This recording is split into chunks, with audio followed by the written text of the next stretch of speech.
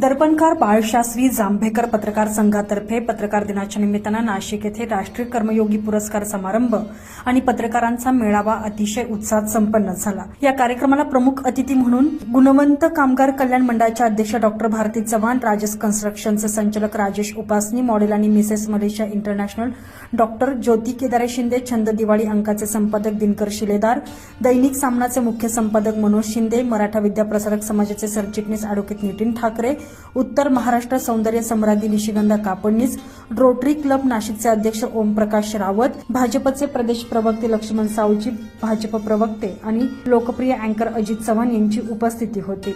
पत्रकार संघाचे राष्ट्रीय अध्यक्ष डॉक्टर महेंद्र देशपांडे यांनी प्रास्ताविक करून पत्रकार दिनाचे महत्त्व यावेळी विशद केले।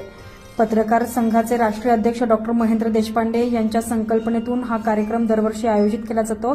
यंदाच्या वर्षी देखील तेवढ्याच उत्साहात हा कार्यक्रम आयोजित करण्यात आलेला होता।